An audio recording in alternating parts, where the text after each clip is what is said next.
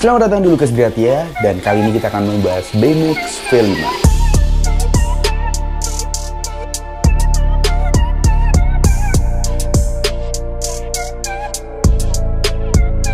Setelah membuat konten Aerox 192 220 yang dihujat banyak orang, dan saya dibilang sok tahu, saya dibilang sok-sokan bisa bawa motor bore up dan lain-lain, akhirnya saya tertarik untuk ngoprek BMX di bagian mesinnya. Dan kali ini saya tidak akan bore up, tapi tune up. Tune upnya seperti apa? Mari kita breakdown.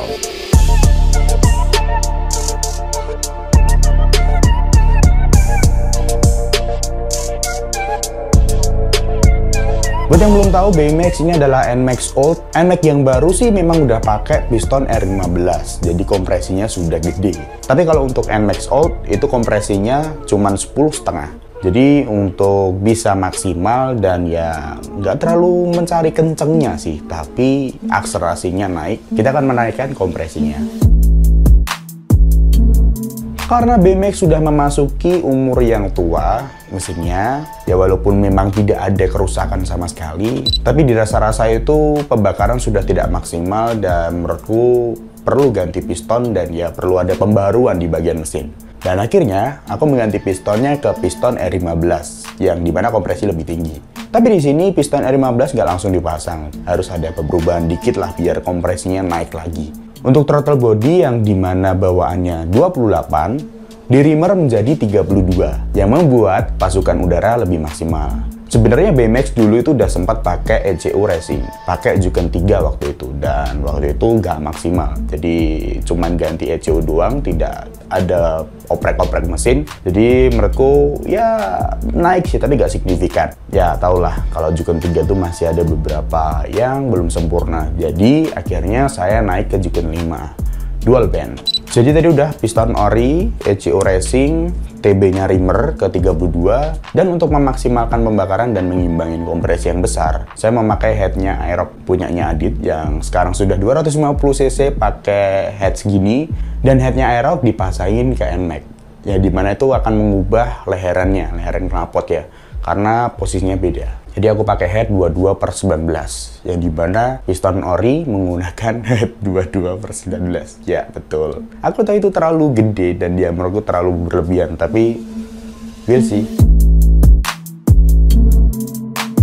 Untuk noken sementara pakai R4, bekasnya Adit juga punya Aerox. Sebenarnya ini hasilnya nggak terlalu kenceng-kenceng amat sih. Nggak terlalu bisa top speed sampai 130, nggak. Karena saya menggunakan noken R4 membuat liftnya itu terlalu tinggi. Yang dimana dia itu akan mentok di lift tinggi. Jadi nggak bisa sampai limit ECU, tapi limit nokennya. Karena waktu itu Aerox pernah pakai R4, tapi nggak maksimal.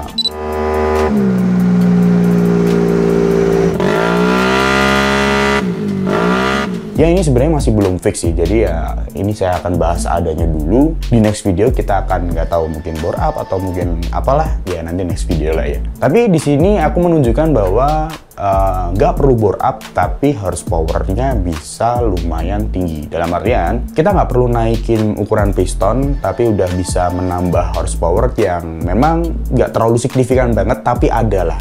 Yang menjadikan ini motor akan menambah akselerasi, tapi nggak terlalu maksimal banget, karena memang belum fix. Tapi udah gahar banget untuk ngasepin yang standar-standar dengan bobot badan segini tuh gampang banget.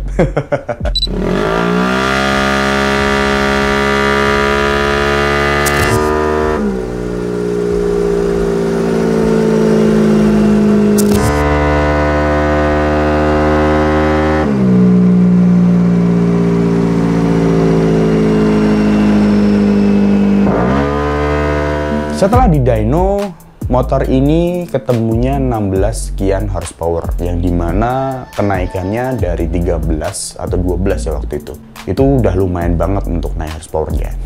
Dan sebenarnya ada target tersendiri buat personal saya. Next time kita akan membahas lebih breakdown lagi, lebih detail lagi, karena ini sebenarnya project iseng-iseng aja untuk BMX, karena memang BMX sudah tua, jadi piston harus diganti. Yang menurutku lebih maksimal di saat nanti penggunaan piston yang baru gitu loh. Jadi saya harus inrayan lagi dan ya memang harus riset dari awal gitu loh ya. Karena ya kilometer udah tua banget cuy, 2015.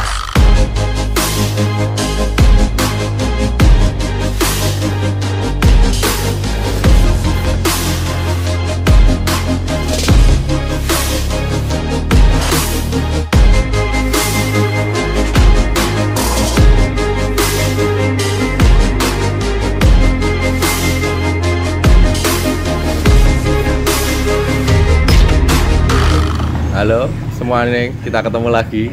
Saya disuruh sama Mas Lukas membuat motornya untuk membuat motor standar tapi kencang, tidak dengan seker besar. Kita cuma untuk membuat inspirasi kalau motor standar itu bisa kencang, bagaimana caranya gitu. Kalau standar tuh kita biasanya pakai sekernya R15 VVI, TB itu dilemer dikit lah. Terus kita main kirian juga. Kenapa kita tidak memakai bandul?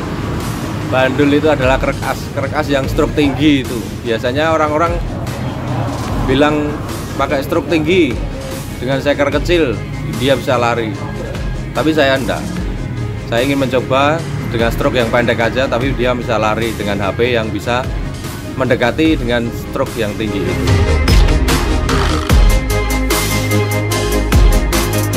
Kenapa saya tidak memilih 62? Kenapa saya memilih seker standar? Karena saya menginginkan motor ini dengan kompresi yang bisa dimainkan.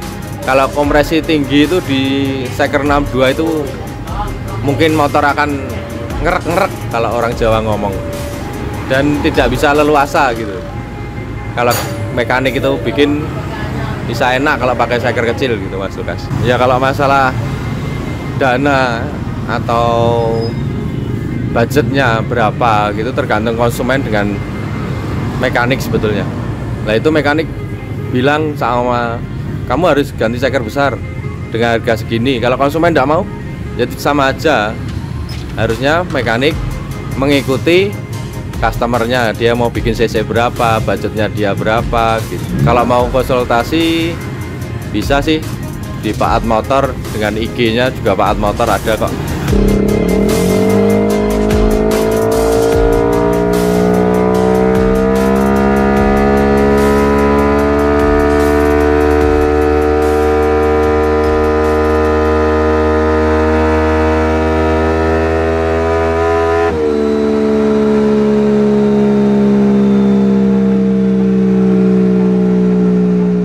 Ada banyak jalan menuju Roma, begitu juga banyak jalan untuk menuju kecepatan. Untuk motornya Mas Lukas kali ini, kita nggak mengutamakan piston besar atau cc besar, tapi gimana caranya kita maksimalin cc kecil yang ada. Horsepower memang bukan segalanya, terlebih dari itu ada grafik sama torsi.